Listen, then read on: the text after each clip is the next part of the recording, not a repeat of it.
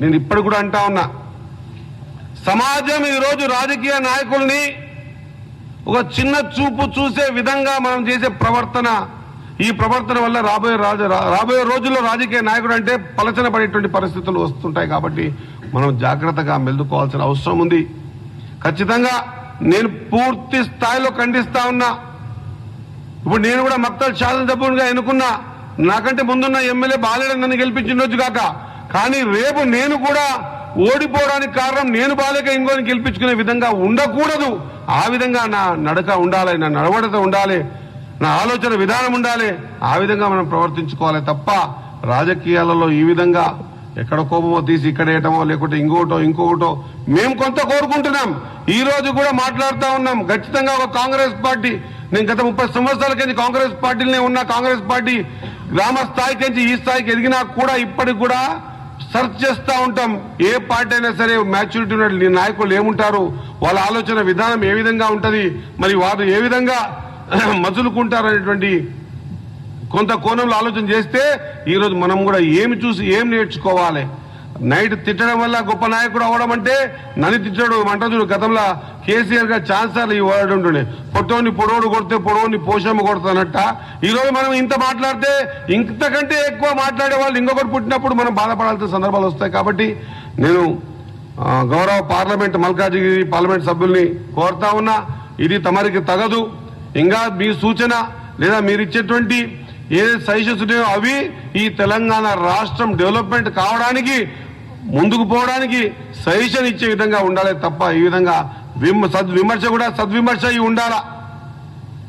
ఈరోజు తెలంగాణ రాష్ట్రం ఈ రోజు ఈ ఆర్థిక స్థితిగతుల్లో ఉన్నా కూడా ప్రతి ఒక్కటి కాంగ్రెస్ పార్టీకి ఉన్నటువంటి ఒక చిన్న మైనస్ పాయింట్ ఏంటంటే చేసేది ఎక్కువ, చెప్పుకునేది తక్కువ. మేము ఈ చెప్పుకునేది లేక ఈరోజు మేము కొంత ఇబ్బందులు పడతా ఉన్నాం. ఖచ్చితంగా ప్రతిదీ కూడా అనా పైసాతో సహా లెక్క చూపించే విధంగా ట్రాన్స్పరెంట్ గా ఉండాలనే ఒక ప్రయత్నం మన ప్రియతమ ముఖ్యమంత్రి రేవంత్ రెడ్డి గారు చేస్తున్నాడు అన్న మాట మరొక్కసారి గుర్తు చేస్తూ, ఖచ్చితంగా రాజకీయాల్లో అందరం ఉన్నాం, రాజకీయం ద్వారానే రాజ్యాంగం నడిపించుకునే పద్ధతుల్లో ఉన్నాం. కాబట్టి ఖచ్చితంగా రాజ్యాంగానికి లోబడి మనమంతా కూడా మాట్లాడుకుంటే రాబోయే రోజుల్లో ఖచ్చితంగా మనం మన గౌరవాల్ని కాపాడుకున్న వాళ్ళం అవుతామన్న మాట మరొక్కసారి గుర్తు చేస్తూ, ఖచ్చితంగా తెలంగాణ రాష్ట్రంలో ఇంత ఆర్థిక వ్యవస్థ చిన్న భిన్నమైనా కూడా అన్ని పేద బీద బడుగు బలహీన వర్గాలు, తాడిత పీడిత ప్రజలు, అగ్రవర్ణాల్లో ఉన్నటువంటి పేదలు, మైనారిటీల కోసం ఏదో ఒక తపన ద్వారా చేయాలనే తపనతో వచ్చినటువంటి ప్రియతమ ముఖ్యమంత్రి రేవంత్ రెడ్డి గారి పట్ల ఈ విధంగా మాట్లాడడం సరైనది కాదన్న మాట మరొకసారి గుర్తు చేస్తూ, మరి ఎప్పుడు కూడా ఎక్కడ కూడా ఏ రాష్ట్రంలో కూడా ఇంత సాహసం చేయాలి, ఒక అగ్రవర్ణ బిడ్డైనా కూడా కులగణన జరగాలి, ఆ కులగణన ద్వారా రాజ్యాధికారం ప్రతి ఒక్కరికి రావాలి.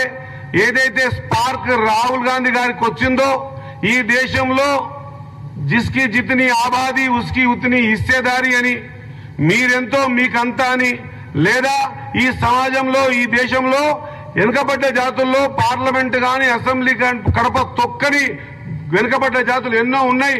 వాళ్ళని లెక్కించి ఆ లెక్క ప్రకారంగా ఖచ్చితంగా వాళ్ళకు కూడా విద్యా ఉద్యోగ అవకాశాలు, రాజకీయ అవకాశాలు కూడా కల్పించాలని చెప్పేసి ఒక ఆలోచన వస్తే, తెలంగాణలో కాంగ్రెస్ పార్టీ అధికారం ఉంది.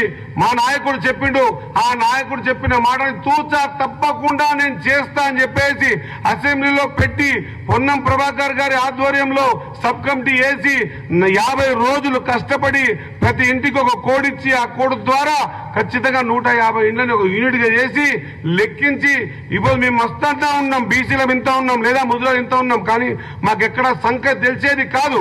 కానీ మాకు సంఖ్య, మాలాంటి వాళ్ళకు కూడా సంఖ్య తెలిపి మా రాబోయే తరాలకు మీరు ఇంత ఉన్నారు, మీకు ఈ షేర్ ప్రకారంగా అసెంబ్లీ పార్లమెంట్లో లోకల్ వాడిలో ఉద్యోగ విద్యా అవకాశాల్లో మీకు బాగా వస్తుందని చూపించినటువంటి ఒక అగ్రవర్ణ బిడ్డైనా కూడా బీసీల ఎంబడి ఉండి ఇగో నేను మీ ఎంబడి ఉండా మీరు ఈ కార్యక్రమం చేసుకోండి ఇప్పుడు కాకుండా ఎప్పుడు కాదన్నప్పుడు చెప్పిన పొన్నం ప్రభాకర్ గారు మాటల్ని మేము నమ్మి ఆ రోజు పొన్నం ప్రభాకర్ గారు మా బీసీ శాఖ మంత్రివర్యులు ఈ బిల్లుని ప్రవేశపెడితే దాన్ని బలపరిచే అవకాశం నాలాంటి మారుమూల మక్తల్ నియోజకవర్గం ఉన్నటువంటి శాసనసభ్యునికి రావడం అదృష్టంగా భావించి మరి ఇలాంటి వెనుకబడ్డ కులాలని కూడా బయటికి తీసుకొచ్చి ఇగో మీకు రిజర్వేషన్ ప్రక్రియలో ఇంత ఇస్తాం మీ వాటా మీకు ఇంత ఉందని చెప్పి చూపించినటువంటి ముఖ్యమంత్రి గారు కాంగ్రెస్ పార్టీ పడిపోవాలా?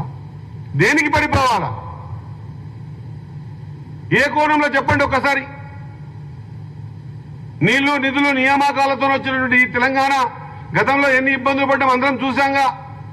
ఈరోజు అన్ని విషయాల్లో కూడా అగ్రగామిగా ఉండి ముందుకు పోతున్న తరుణంలో ఈ విధంగా మరి బలోపేతమవుతున్నామనో లేకుంటే ఇంకోటి దృష్టిలో పెట్టుకుని మాట్లాడడం కరెక్ట్ కాదన్నమాట మరొకసారి గుర్తు చేస్తూ దయచేసి రాజకీయాలు నేను ఒక రాజకీయ నాయకునిగా 30 సంవత్సరాల రాజకీయాల్లో ఉన్న వ్యక్తిగా నేను కోరుకుంటున్నా, ప్రతి రాజకీయ నాయకుని కోరుకుంటున్నా, మనము కూడా నోరు జారి ఏమైనా మాట్లాడితే మన తర్వాత మన ఎంబడి ఉండే వాళ్ళు కూడా అదే అనుసుగా చూసుకొని అట్లా మాట్లాడితేనే లీడర్లని అనుకుంటే ఇంకా సమాజంలో ఈ చట్టం ప్రకారంగా నడిచే విధానాలు రాబోయే రోజుల్లో సన్నగిలుతాయి. కాబట్టి దయచేసి కోరుతా ఉన్నా ఈ మాటలు మీరు వాపసు తీసుకోవాల్సిందిగా.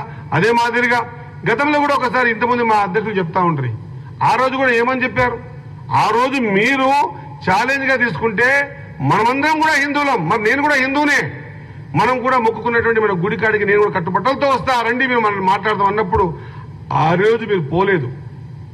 దాన్ని కూడా చాకుగా చూపించి నువ్వు అట్లా ఏడుస్తావు అనుకోలేదు, ఎవరు ఏడుస్తారో నీకు తెలియదు కదా, నువ్వు అట్లా ఏడుస్తోళ్ళలో ఉంటావని అనుకోవడం కూడా కరెక్ట్ కాదన్నమాట. నేను ఇప్పటికి కూడా ఆయన వయసుకు ఆయన హోదాకి గతంలో ఆయన కనిపించే విధానాన్ని కూడా గౌరవిస్తూ ఇది మన పునరావృతం కాకూడదు, అవడం వల్ల రాజకీయం పల్చనవుతుంది. మరి ఇంత ఆర్గనైజేషన్ రోజుకి 18 గంటలు పనిచేస్తున్నటువంటి ముఖ్యమంత్రి గారికి మంత్రి మండలందరికీ కూడా మనం కూడా ఖచ్చితంగా రుణపడి ఉండాల్సిన అవసరం ఉన్నది. ఖచ్చితంగా ఇంత ఆర్థిక స్థితిగతులు బాలేకున్నా కూడా ఇంకా ఈ తెలంగాణని అభివృద్ధి బాటలో ముందుకు నడిపించే విధంగా పెట్టుబడులు తీసుకొచ్చి ఉద్యోగాలు ఇచ్చి ఖచ్చితంగా అన్ని విషయాలు ముందుకు పోయి ఇగో ఇది మా ఆర్థిక స్థితిగతిని చెప్పి చూపించి నడిపిస్తున్నటువంటి మన ప్రియతమ ముఖ్యమంత్రి గారికి మంత్రి మండలికి మరొకసారి ధన్యవాదాలు తెలియజేసుకుంటూ ఖచ్చితంగా కాంగ్రెస్ పార్టీ కార్యకర్తలు మేము మా నాయకుని ఏమనంటే ఖచ్చితంగా మేము నిలదీయాల్సినటువంటి ధర్మం మా మీద ఉంది. అనవసరంగా ఏ మాట వచ్చినా కూడా దాన్ని పరిపూర్ణంగా పూర్తి స్థాయిలో వ్యతిరేకిస్తాం. మీరు ఏమైనా సబ్జెక్ట్ ప్రకారం మాట్లాడితే సబ్జెక్ట్ ప్రకారం సూచిస్తే ఎన్నో విషయాలు కూడా ముఖ్యమంత్రి గారు మరి ప్రధానమంత్రి మోదీ గారి దగ్గరికి వెళ్తా ఉన్నారు, ఈ రాష్ట్రానికి కావాలని అడుగుతా ఉన్నారు.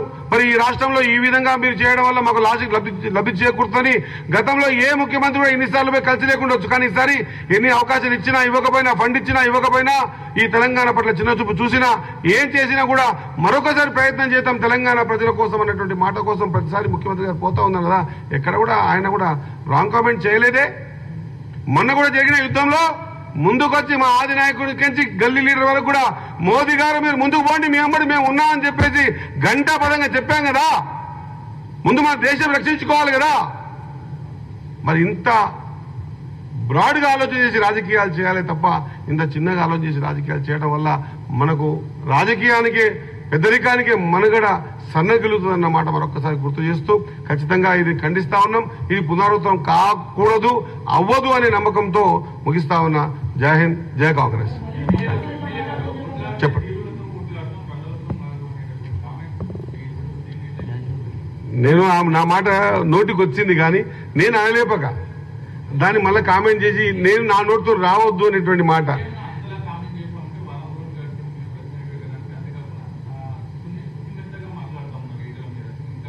నేనేం శుతిమెత్తగా కాదు, ఖచ్చితంగా పార్టీ డిసిషన్. మా నాయకుడిని ఎవరన్నా కూడా శుతిమెత్తగా ప్రసక్తే లేదు, శుతిమెత్తగా ప్రసక్తే లేదు.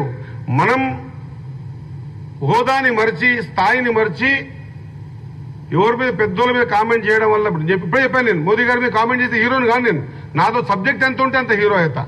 ఖచ్చితంగా మీరన్న మాట నేను అనలేపక అటువంటి లాంగ్వేజ్ రావద్దు, రాజకీయాలు చెడిపోతామనే మాట మాట్లాడుతా ఉన్నా. ఈరోజు ఖచ్చితంగా 100% మనం ఒక ధర్మంలో ఉన్నాం కాబట్టి మనం కాపాడుకోవాల్సింది ఖచ్చితంగా గౌరవం ఇవ్వాలి. ఇది శుతిమెత్తగా అనుకుంటే నేనేం చేయలేను. రాజకీయ పరంగా ఎప్పుడు ఏ క్షణం పార్టీ పిలిపించినా దేనికైనా అది ఏ సందర్భంకైనా సిద్ధంగా ఉంటాం. శుతిమెత్తగా కాదు, ఇది ఖచ్చితంగా ఖండిస్తా ఉన్నాం. ఇది కరెక్ట్ కాదు.